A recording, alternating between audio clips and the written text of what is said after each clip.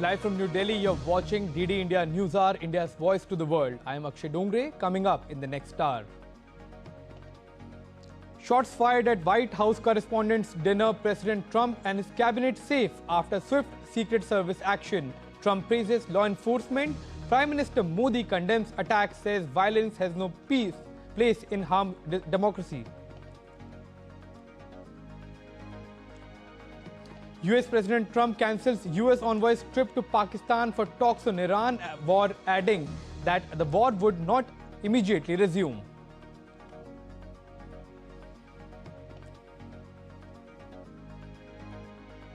Heatwave grips many parts of India, with Met officials issuing yellow and orange alert.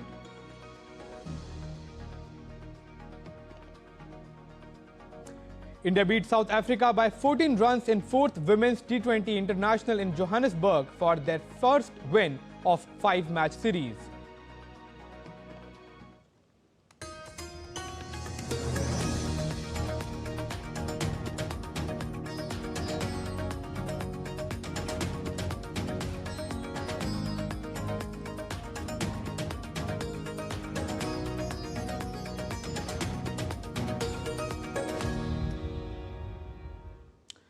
And shots fired at as United States President Donald Trump attended the White House Correspondents' Dinner in Washington, D.C. on Saturday night.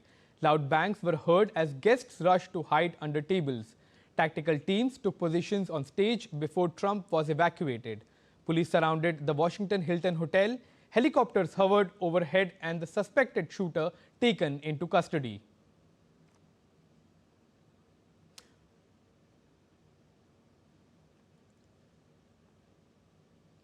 Following the incident, US President Donald Trump said the suspect behind the shooting at the Washington Media Gala was armed with multiple weapons, following the incident that disrupted the event.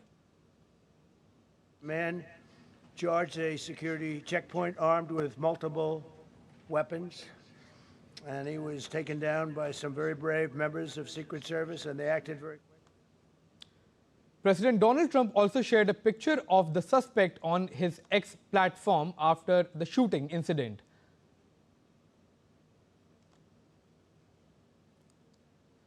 The suspect, who exchanged gunfire with Secret Service agents, will be arraigned in Washington, with US Attorney Jeanine Pirro stating that charges include use of a firearm during a crime of violence and assault on a federal officer.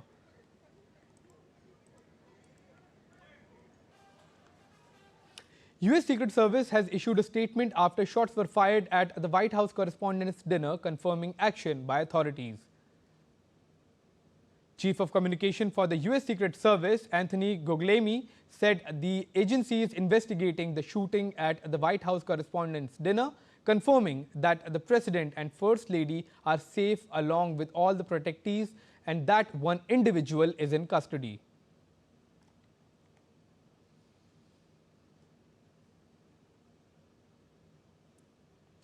Prime Minister Modi, in a social media post on X, expressed his relief at the news of President Donald Trump, the First Lady and Vice President being safe and unharmed following the recent security incident at a Washington, D.C. hotel. PM extended his best wishes for their continued safety and well-being. PM added that violence has no place in democracy and must be unequivocally condemned. And we have DD India correspondent Shubhendu Ghosh joining us for more details on this developing story. Shubhendu, can you tell us about the timeline of the incident and whether there were any security lapses at the annual event? Good morning, Akshay. Just taking through when the event took place. This happened on 25th of April, Saturday, at about 8:40 p.m. EDT, that's local time. The venue was Washington Hilton Hotel, and the occasion, the White House Correspondents' Dinner. Now, it is supposed to be a very prestigious congregation, annual congregation of top politicians and journalists, and of course, often the U.S. president presides over this program. Now, at about 8:40 p.m. at the security checkpoints, there were gunshots that were heard. It led to the sound of it. It led to the panic in the main ballroom as well. People ducked under the tables to secure themselves. President Donald Trump, First Lady Melania Trump, who was with him, they were immediately ushered out of the venue. All President and all his cabinet members are safe. President Trump later also addressed the media, giving details of the incident. It happens to be a 31-year-old man from California. In President's word, he was armed with multiple weapons. That does put to question, how did a man carrying weapons and more than one made it to the security checkpoint? So there does appear to be concerns regarding the security arrangements at the venue. The suspect has been apprehended. We can see the visuals of that on our screens. He'll be tried in the court. The motive, who was the real target, those details, of course, will come out after the investigation. But given that US President Donald Trump was at the venue, this happens to be a serious security lapse. It's not the first time that such a shooting incident has happened around President Trump. If you remember 2024, during the peak of the campaigning season in July in Pennsylvania, there was a shooting attempt at President Trump. The bullet just grazed past his right ear. This is an iconic scene there. There was no other harm. Later in September the same year, at a golf course in West Palm Beach, Florida, a man with a rifle was caught in the campus of that golf course where President Trump was. So in that sense, there's a series of incidents where a shooting incident, a man carrying illegal weapons was found close to President Trump. And this happens to be yet another one. Akshay?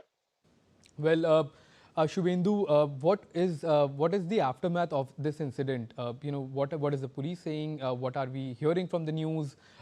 Especially given the fact that there were so many correspondents and it was a correspondents dinner. That's an annual event. So what is the media saying in the US, especially the motive of the attack as well as the modus operandi? Everyone's shocked, Akshay. Also, just referring to this event, White House Correspondents' Dinner, usually, traditionally, it is supposed to be a light-hearted event. It is supposed to celebrate journalism, create funds for scholarships. You also see a lot of jokes and humor and it's sort of led by the US president. In an evening like this, a shooting incident disrupting the event was, of course, cancelled immediately.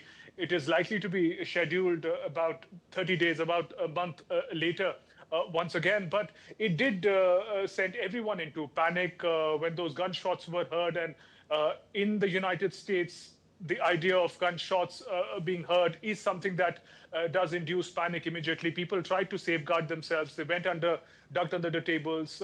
We also saw those scenes where President Trump, First Lady were immediately ushered out of the venue. The key motive, the details of the suspect are yet to be revealed. Those are matters of investigation, Akshay. But without doubt, President's own security is going to be enhanced for sure. President, when he addressed the media just a short while after the incident, he also made an argument on the need for a more secured venue for an event like this, where President of the United States, where other leaders of America, journalists, they all gather. And he made an argument for a ballroom that is coming up in the White House, saying that such a place would be far more secure than this particular venue, this hotel, Washington Hilton Hotel, about a couple of miles from the White House. And President was immediately taken out of the venue and taken to a secure place within the White House. So those are the limited details available at the moment, Akshay, about this incident. Shubhendu, my last question would be about the politics surrounding these kind of events. We have seen that the last time such an assassination attempt happened, like you mentioned, during the campaigning time. It helped Donald Trump as far as ratings are concerned, and we are now looking at midterm elections coming in November amid a very unpopular war with Iran as far as the voters are concerned. So how do you see politics panning out after this incident? What are the Democrats saying? What is the mood like? The incident is, again, very fresh, Akshay, as we speak. It's just been less than a few hours, not even a day Absolutely. since this incident has taken place. And whatever we may say at the moment, especially about the political context that you're saying and the implications, would be in the realm of the speculations. But we do see that the immediate condemnations from world leaders have come in. The Started first to coming. respond were leaders of Venezuela and Mexico condemning the incident.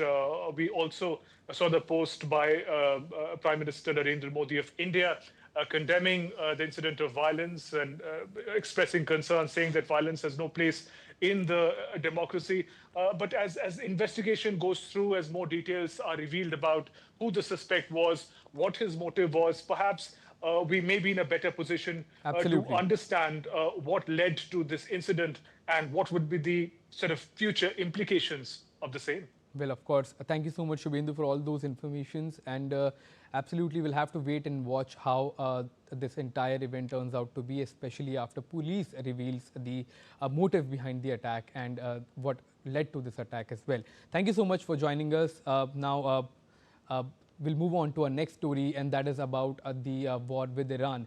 The US President Donald Trump has cancelled his envoy's trip to Pakistan for peace talks with Iran on Saturday, saying there was no point sitting around talking about nothing, but added that the war would not immediately resume. Speaking to the reporters in Florida, Trump said the talks in Islamabad involved too much travel and expense, and Iran's latest peace offer was not good enough for him. Trump said Iran had improved an offer to resolve the conflict after he cancelled the visit, but not enough. Earlier, Iranian Foreign Minister Abbas Araghchi wrapped up a visit to Islamabad after meeting Pakistan's military chief Asim Munir, Prime Minister Shehbaz Sharif and Foreign Minister Ishaq Dar. Iran said Araghchi left for Muscat and would return to Pakistan after meetings in Oman before travelling on to Russia for talks on ending the war launched by the US and Israel on February 28th. We have all the cards. We're not going to spend 15 hours in airplanes all the time going back and forth to be giving a document that was not good enough. And so we'll deal by telephone, and they can call us anytime they want. Again, we have all the cards. They have no military left, practically. They have no leaders left. We don't know who the leaders are. Nobody knows who the leader. I don't think they know who the leaders are, very importantly. So you saw that. Meanwhile, in a post on X, Iranian Foreign Minister Abbas Araghchi said that his visit to Pakistan was very fruitful, but doubted that the United States was serious about a diplomatic solution. Araghchi had earlier left Islamabad without signs of a breakthrough in talks with Prime Minister Shehbaz Sharif and other senior officials.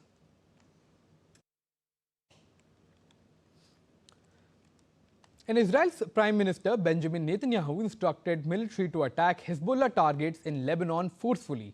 4 people were killed on Saturday in Israeli strikes on southern Lebanon, Lebanon's state news agency reported, while the Israeli military said Hezbollah had fired rockets at Israel.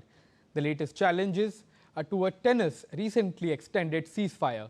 The ceasefire agreed between Iran and Lebanon has led to a significant reduction in hostilities, but Israel and Iran-backed militant group Hezbollah have continued to clash in southern Lebanon, where Israel has kept its soldiers in the self-declared buffer zone. And still to come on DD India Newshour. Deadly blast rocks Colombia southwest. Highway bombing kills 14 as election tensions fuel fresh violence.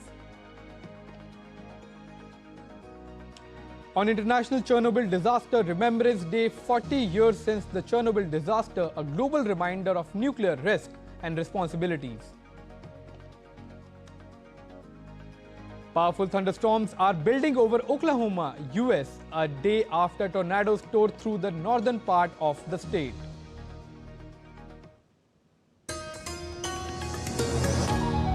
Welcome to DD India, where a billion voices unite, connecting viewers to the stories that matter. India is not just another news channel. It's the international channel that puts the spotlight on the global south, bringing you stories from the heart of emerging economies, dynamic cultures, and transformative voices. As the international news channel of India's public broadcaster Prasar Bharati, DD India delivers high-quality content from every corner of the globe, focusing on the stories that shape our future. We don't just report news.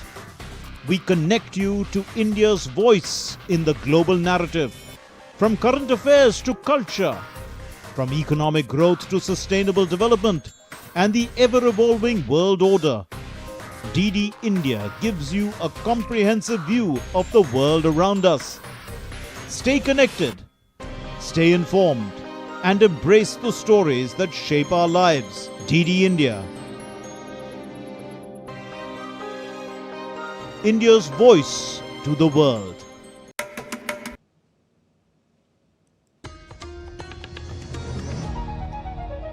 Welcome back. You're watching DD India Newshour. I am Akshay Dongre. Fresh strikes have been reported in the Russia-Ukraine conflict. Both sides have faced casualties in the recent attacks. Drones and missile strikes have hit key regions. On Sunday, Sevastopol Governor Mikhail Razvoyev said a Ukraine drone attack on Sevastopol region in Russian-annexed Crimea killed 1 man and wounded 3 others, damaging several homes in the port city that hosts the historic base of Russia's Black Sea Fleet. Meanwhile, on Saturday, Russian forces carried out sustained wave of drone and missile strikes on the southeastern Ukraine city of Dnipro, targeting multiple regions. Dnipro Governor Alexander Hanja said 8 people were killed and 49 injured as the city endured repeated attacks through the day.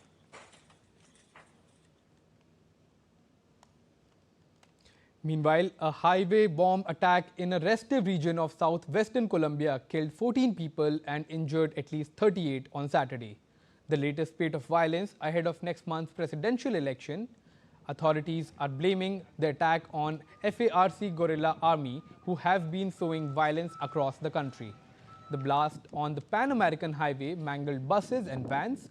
Several cars flipped over by the force of the explosion. The bomb exploded after assailants stopped traffic by blocking the road with a bus and another vehicle. Commander General of Military Forces Hugo says a terrorist attack in Calvillo, Causa targeted civilians amid armed groups blocking roads and using population as shield.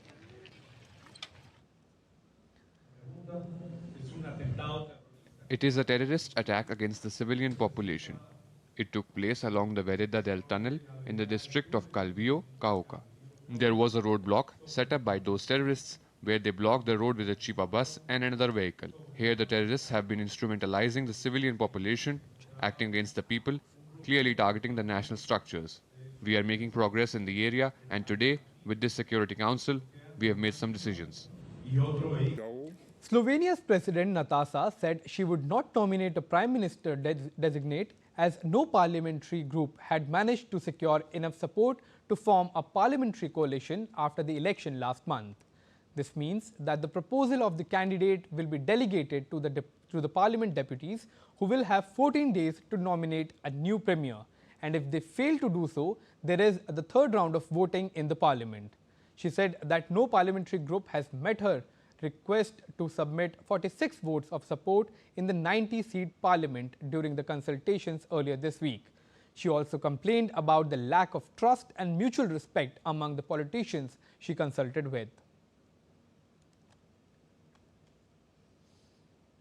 Satellite imagery showed powerful thunderstorms building over Oklahoma a day after tornadoes tore through the northern part of the state, leaving a trail of damage. At least 10 people were injured on Thursday as emergency crews launched search and rescue operations in and around Enid. Officials at Vance Air Force Base said they were assessing storm-related damage. City authorities confirmed that the police and fire personnel are coordinating response efforts, while residents have urged to stay away from impacted areas as recovery operations continue, whereas the situation still remains grim. And firefighters in northern Japan battled to contain 2 wildfires in Iwate Prefecture for a 4th straight day, as the blazes pushed closer to the residential areas and forced more than 3,000 residents to evacuate. Helicopters from Japan's Self-Defense Force and firefighters were dispatched as flames spread around Otsuchi, where about a third of town's residents were ordered to evacuate. Weather conditions are also not helping, as the Japan Meteorological Agency says no rain is expected this week, raising fears the situation could worsen. The wildfire in Otsuchi is now the third largest on record in Japan, after the Ofunato fire in 2025 and Kushiro fire in 1992. International Chernobyl Disaster Remembrance Day is observed every year on April 26. It marks the anniversary of the Chernobyl disaster, one of the worst nuclear accidents in history. On April 26, 1986, a reactor at the Chernobyl nuclear power plant exploded during a safety test, releasing massive amounts of radioactive material into the environment. On the occasion of the 40th anniversary of world's worst radiation catastrophe, the head of International Atomic Agency, Rafael Grossi, in a video message said the Chernobyl nuclear disaster should not be seen as history, but rather as a living responsibility. For the past 40 years, the IAEA has worked alongside Ukrainian partners to understand what happened, to communicate the truth, and to support the long journey of remediation and recovery. That work continues in the assessment of contaminated territories, in the monitoring of radiation health effects, and in the critically important challenge of decommissioning. The accident brought together the international community in ways that were unthinkable before. We looked at the hardware, the human factors, and the systemic sides of the issue. Meanwhile, Ukraine on Sunday commemorated the 40th anniversary of the Chernobyl nuclear disaster with a solemn ceremony held at the exact time the reactor exploded in 1986. The monument, bearing images of victims of the disaster at the nuclear power plant, was surrounded by people in white protective suits holding candles during the ceremony in Slavutich, northern Ukraine. The anniversary carries heightened significance this year as Ukraine continues to face Russia's ongoing conflict, adding a modern layer of tensions to remembrance of one of the world's worst nuclear accidents. Millions were exposed to radiation, hundreds of thousands were forced to evacuate, and vast areas of land remain contaminated decades later.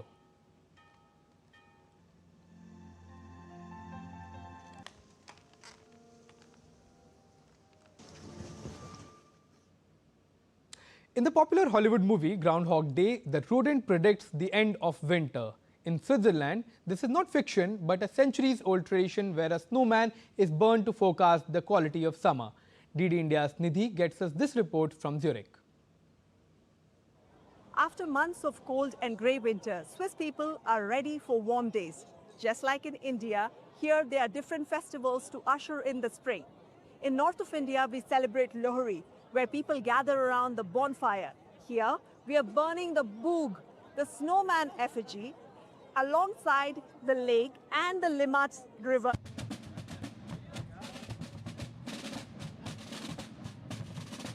The festival is called Sechse Läuten, which means 6 o'clock ringing of the bells.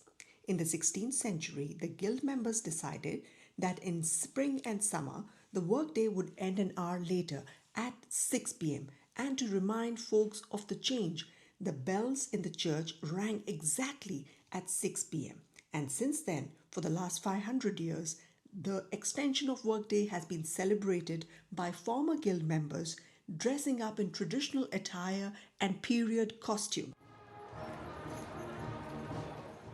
This parade is going to be fantastic, and even though it's my first time, but I'm really excited. I've been doing this since I was a little kid, and actually this year it's special as it's her first time participating, and I'm very proud dad. I feel very well in Sechse Läuten. It's very good there in this country. We are in the Schwanenzunft, and it's really cool here.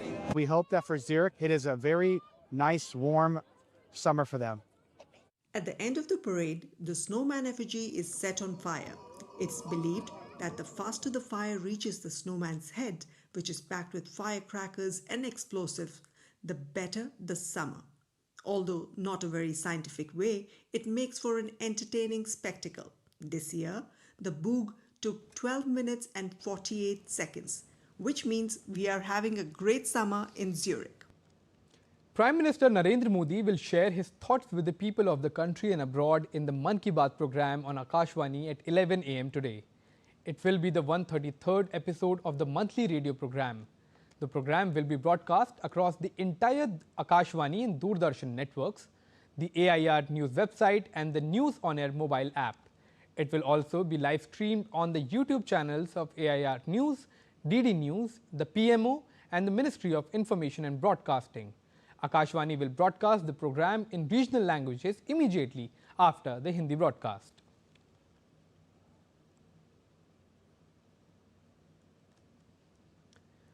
Campaigning for the second phase of the West Bengal Assembly election 2026 has intensified across the state, with star campaigners of various political parties trying to woo voters through rallies, roadshows and public meetings. Senior BJP leader and Prime Minister Narendra Modi is scheduled to address a number of rallies today in support of the party candidates. Senior BJP leader and Home Minister Amit Shah, speaking at Jamalpur in Purba Bardhaman yesterday, said that if voted to power, the BJP would implement the Uniform Civil Code in the state and introduce the 7th Pay Commission, and women would be allowed to free travel on the state-run buses. He later addressed a rally in Shampur in Howrah and took part in roadshows at Ramraj Tala and Toliganj. Senior BJP leader Rajnath Singh also addressed rallies in Goghat and Arambagh in Hooghly, where he said women would receive financial assistance of 3,000 rupees per month if BJP forms the government. He also promised to fill vacant government posts. On the other hand, Trinamool Congress Supremo Mamata Banerjee addressed a meeting at Uttarpara where she said she had fought in the Supreme Court and restored 32 lakh deleted names to the voters list. Meanwhile, the leader of opposition in the Lok Sabha, Rahul Gandhi, addressed meetings in Sarampur in Hooghly district, Metia Bruz in Sahid Minar and Kolkata, where he accused the ruling TMC dispensation in West Bengal of corruption and neglecting industries. Still to come up on DD India News Hour. Devotion meets restraint at Thrissur Puram as scaled down celebrations follow recent tragedy.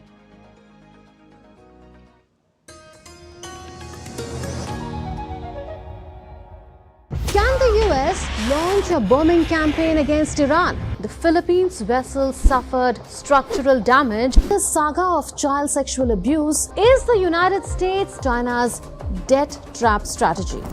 Truth is stranger than fiction.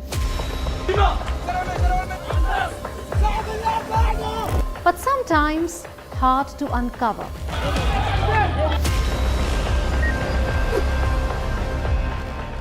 Trust us to tell the truth, unadulterated and pure, of every story that matters to you.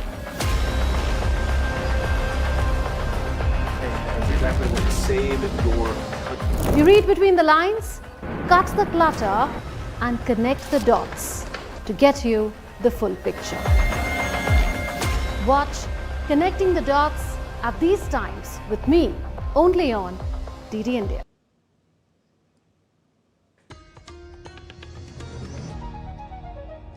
You're watching DD India News Hour. I am Akshay Dongre. Shots fired at White House Correspondents' Dinner. President Trump and his cabinet safe after swift Secret Service action. Trump praises law enforcement. PM Modi condemns attack, says violence has no place in democracy.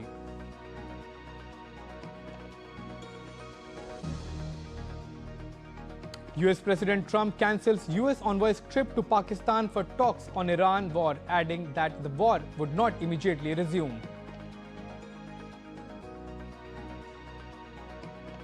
Heatwave grips many parts of India, with Met officials issuing yellow and orange alert. India beat South Africa by 14 runs in 4th Women's T20 International in Johannesburg for their first win of 5-match series.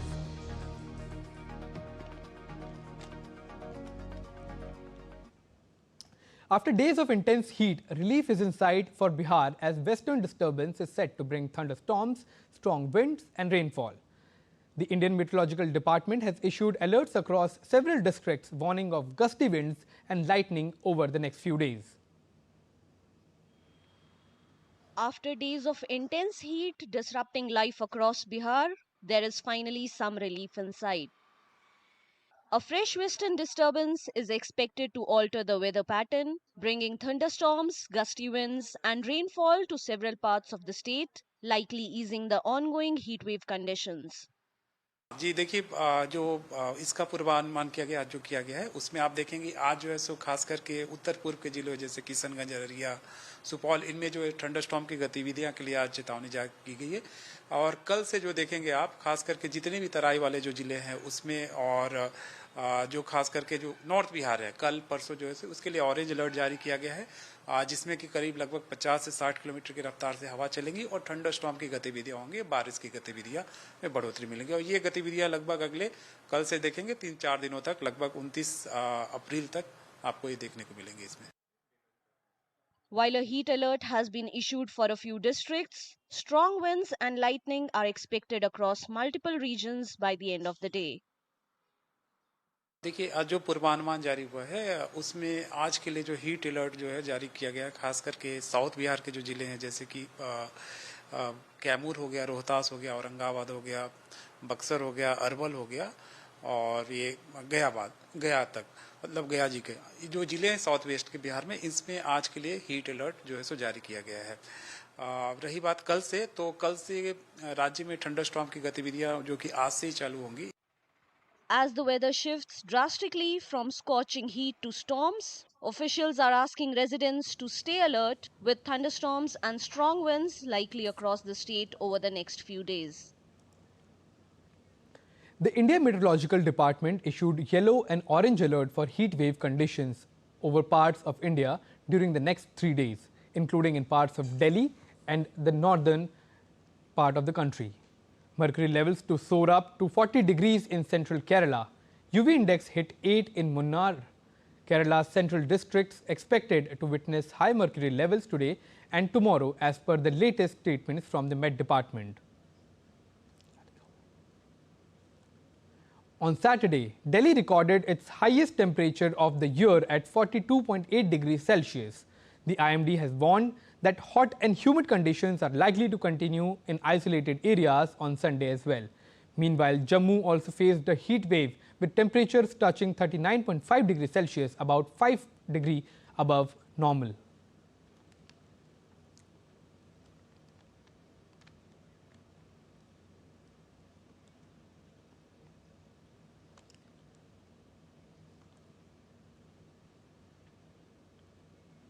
And on this news, we have Gurmeet Singh joining us from Jalandhar and Vivek Narayanan from Kerala. So let me come to you, Gurmeet, first. What is the situation like in the upper northern part of the country when it comes to the heat wave alerts that have been issued by the IMD?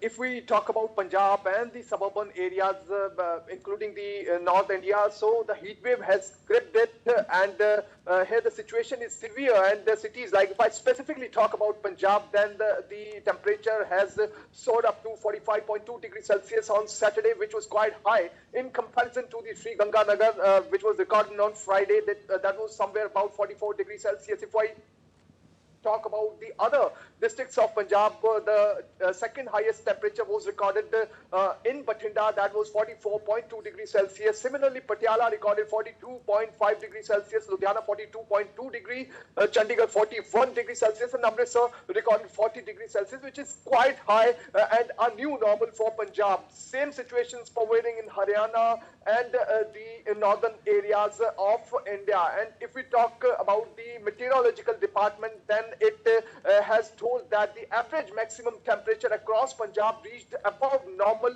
by 5%. So in daytime, if we talk we talk about the night time, so the temperature is a new normal that is 5% above the normal mark. So if we talk about the ground impact, Right.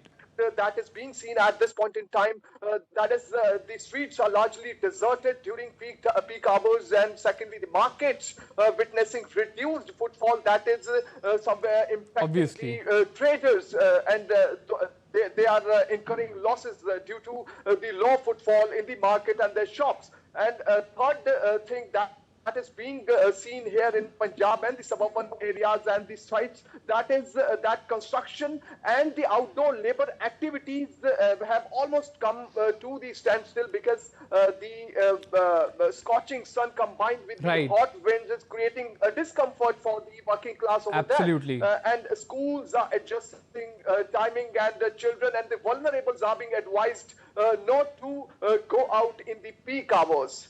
Absolutely. Thank you, Gurmeet. I'll come back to you, but let's take questions from Vivek as well. Vivek, high UV index, high temperatures, and we are just in the month of April right now. What is the situation like? Is it abnormal, or has it always been the pattern for the state of Kerala?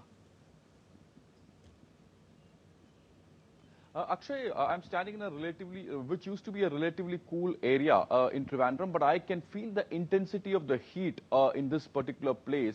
Remember, in many parts of the state, the temperature has crossed 38 degrees to 39 degrees. In central parts of Kerala, it's touched 41 degrees, especially in Palakkad and Thrissur. Remember, as you clearly asked me, whether it's abnormal. Yes, it is quite abnormal this year around because the heat intensity has grown so high this time. Because in the month of April, especially during the end of April, you don't witness this kind of temperature, especially in the south and central Kerala. Yes, in Palakkad, the temperature is always high because it's a flat surface. But in south and north Kerala, especially in the hilly areas, the temperature has gone up to 37 to 38 degrees. And especially in tourist areas like Munnar and parts of Idukki, the UV, the ultraviolet rays has been, been witnessed, and the tourists and also the tea workers have been advised not to work, not to go outside and work between 11 a.m. and 3 p.m. Chief Minister Pinarayi Vijayan himself has given an advisory to the people saying that, between 11 a.m. and 3 p.m., try not to, get exposed to sunlight. Now, remember, this is indeed an abnormal situation. Especially, we are, in the mid of the summer. Absolutely. And still you have one month and 10 odd days for the southwest monsoon to start. And also remember, the meteorological department has also said that this time around, the southwest monsoon is going to be weak. Now, Absolutely. this actually, that's the biggest concern, raises a huge concern as far as Kerala is concerned. Yes, and the power consumption in the state has also gone high. Now, this is indeed a huge, it's a matter of concern, and the government has to step up at this point of time. But, if the monsoon is relatively weak, which means that, there are chances of a drought, especially in the month of June and July, because usually the monsoon starts during the first week of June. And if it doesn't start, and if it goes up to July, which means that, it is going to be, a distressing situation, especially for the agriculturists, farmers, because remember, Kerala, you have a lot of paddy fields, especially in the central parts of Kerala, and that could also be affected. Absolutely. That leads to my last question from Gurmeet. Gurmeet, like Vivek is telling us about the impact on the agriculture sector, Punjab is also a dominant agriculture economy. How do you see this impacting the farmers, not just in Punjab, but in the neighboring states as well, be it Haryana, be it other states, Jammu and Kashmir? How is this abnormal temperature going to impact the farmers and their produce for the upcoming season? It is certainly impacting the farmers, Akshay, because if we talk about Punjab and Haryana, then in the first week of April, there were unseasonal rains. Due to that, the harvesting season, the harvesting by the farmers got delayed, and they could not do the harvesting in the first week of April. And after that, the temperature started rising. So the farm laborers, they were facing problem working in the fields due to the increasing temperature, Right. which is soaring up to 45 degrees Celsius in Faridkot, as I've already told you. So that is creating problem for the farmers. Secondly, the farmers, after harvesting, when they are reaching to the mandis, so they have to remain in open. So scorching sun combined with the hot winds is creating problem for the farmers in the mandis also.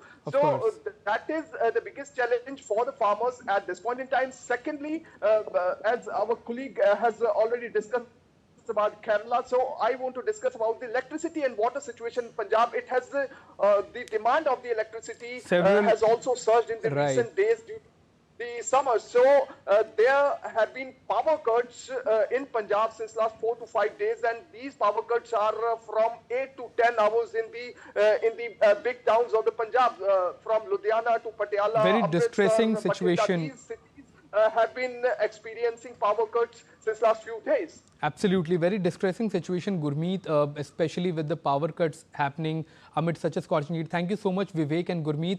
Stay safe, stay hydrated, and that is the advice even the healthcare experts are giving for all of our viewers as well. Thank you so much, guys, for joining us. And now, on 24th April 2026, the Indian Coast Guard carried out a swift and precise operation near Landfall Island in the Andaman and Nicobar Islands, intercepting a poaching vessel. All 9 individuals on board were apprehended along with diving equipment used for illegal activity.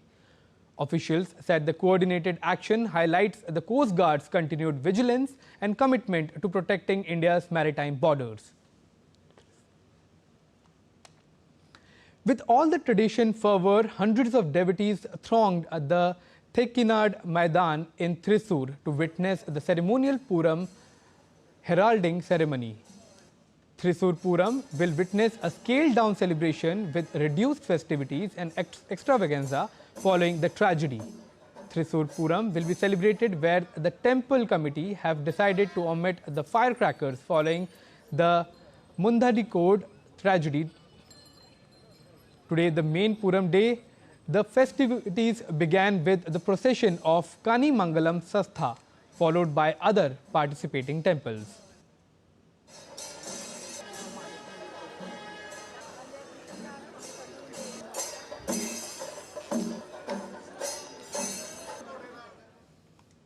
And in a major boost to India's space industry, Skyroot Aerospace is likely to become the first private company to launch an orbital space rocket. On Saturday, Skyroot flagged off the payload fairing for its Vikram 1 rocket in Hyderabad, with the launch of the rocket slated for later this year. A few months from now, Vikram 1, India's first privately developed orbital rocket, may blast off to space from the launch pad in Sriharikota. That's going to be a historic milestone for India's private space ambitions. Before that, though, the integrated flight hardware for Vikram 1 began its journey from Hyderabad towards the Satish Dhawan Space Center in Sriharikota. On Saturday, Telangana Chief Minister A. Revant Reddy ceremonially flagged off the hardware's journey to the Space Center in neighboring Andhra Pradesh. Part of an upcoming rocket series, Vikram 1 has been designed by a Hyderabad-based space startup for commercial small satellite missions, which are in high demand globally. According to the startup's founder, Vikram 1 is the first step towards entering this commercial market. Our eventual aim is to launch satellites to orbit. That is going to be realized with Vikram 1. So Vikram, that requires a bigger rocket, multi-stage rocket. That means it will have multiple stages. And then it will reach orbit. And that means you can put satellites into orbit, which is the main commercial market. So for that, we build Vikram 1. To keep the rocket lightweight, Vikram 1 has been built using carbon fiber with extensive use of 3D printing. Despite its light structure, the rocket can carry a payload of up to 300 kilograms. So Vikram 1 is a very, unique rocket which can carry up to 300 kilograms to low Earth orbit.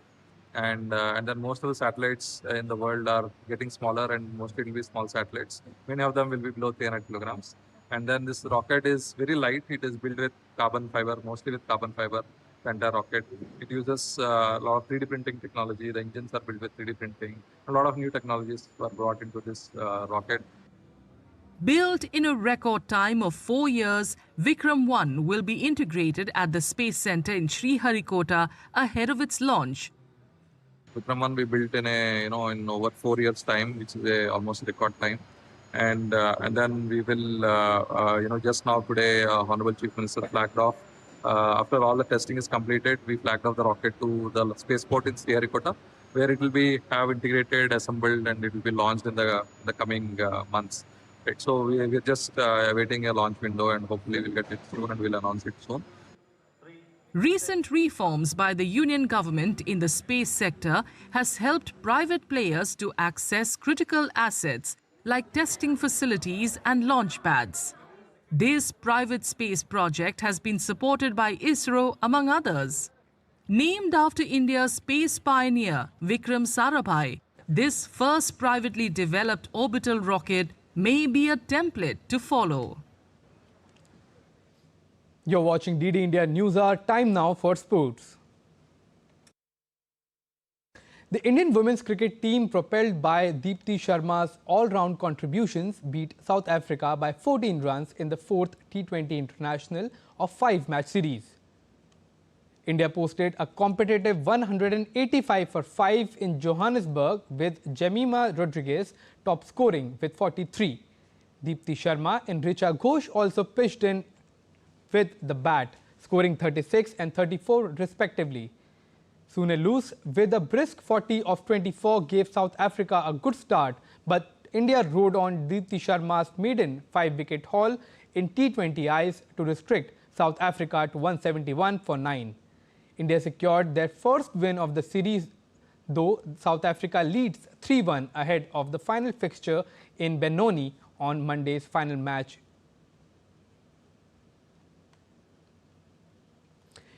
India continued its impressive run at the International Shooting Sports Federation Junior World Cup in Cairo, Egypt, as Vanshika Chaudhary and Chirag Sharma won gold medal in the 10-meter air pistol mixed team event. The Indian pair scored 484.3 points in the final, comfortably defeating Alexandra Pietrova and Mikita Dobash. This was Vanshika's second gold medal of the tournament, as she had already won the individual women's 10-meter air pistol event. Another Indian team, Mohini Singh and Himanshu Rana, secured the bronze medal. With this performance, India's gold medal count reached 5, and the team continues to lead the medal standing with 1 day of competition remaining. Indian shuttlers bounced back from a loss in their opening match with a dominating win over Ukraine in their second Group A contest of the Uber Cup finals. The Indian team had lost 2-3 to host Denmark in their opening group tie on Friday. However, India put away Ukraine 4-1, winning all their single matches, while Tanvi came out on top in a 3-game thriller to beat Yevhelina Kantemir. Unnati beat Paulina Borova in 46-minute seesaw clash, which went till the wire. Devika also won in straight games in the third singles, beating Maria Stoliarenko to steal the match. India's quarterfinal fate will be known on Monday when they face the formidable team of China. India's Sports Minister Mansukh Mandavia led the Fit India Sundays on Cycle rally, which took place on the scenic banks of Srinagar's Dal Lake. Part of a 3-day Chintan Shivir organized by the Ministry of Youth Affairs and Sports, the special season edition aimed to deepen center-state collaboration in sports governance and youth development. As part of a nationwide movement, Srinagar's youth joined the rally and connected with an initiative that sees cycling events organized every Sunday at over 16,000 locations across India to promote a healthier and more active nation. Goals from Fermin Lopez and Marcus Rashford took Barcelona to a brink of the La Liga title with a 2-0 win at Getafe. The defending champion moved 11 points clear of the second-placed Real Madrid, who had settled for a draw against Real Betis on Friday. denting their hopes of finishing the season with a trophy. Barcelona was without vital injured wingers Lamine Yamal and Rafinha, but still did enough to see off the 6th place Getafe in a crucial clash. Hansi Flick's side can win their second consecutive Spanish title if they overcome Osasuna next weekend and Real Madrid fail to beat Espanyol. Liverpool moved closer to securing Champions League spot for the next season with a 3-1 win over Crystal Palace. 2 goals in 5 minutes just before the half-time tightened the grip of Arne Slot's men on a top 5 finish. Palace scored their lone goal deep in the second half, but Liverpool sealed the deal with another goal in the stoppage time. The win was overshadowed by Mohamed Salah's injury, which likely marks the end of his Liverpool career. Just before the hour mark, the Egyptian talisman limped off, holding his hamstring to a standing ovation. While Liverpool hasn't provided a formal update, Egypt's national team director Ibrahim Hassan confirmed that Salah has played his final game for the Reds. Meanwhile, Arsenal secured a nervy 1-0 victory over Newcastle United to return to the top of the Premier League table. Stuttering Arsenal have seen a 9-point lead in the title race evaporate, and last Sunday's 2-1 loss against Manchester City, combined with City's narrow win at the Burnley, dislodged them from top spot for the first time since October. This victory, sealed by a majestic 9-minute goal by Eberechi Eze, has crucially put Arsenal 3 points clear at the top, although City have a game in their hand. With Arsenal's and City's goal difference virtually the same, the race now has turned into a 5-game sprint. And that's all for this edition of DD India News Hour, but let us know your thoughts on the news of the day. For those on the go, you can get all the latest news and updates from India and across the world on DD India mobile app. The app is available on both Android and iOS platforms. Scan the QR code on the screen to download now. We'll be back with more news as it breaks here on DD India. I am Akshay Dongre, and from all of us here in New Delhi, thanks for watching DD India News Hour.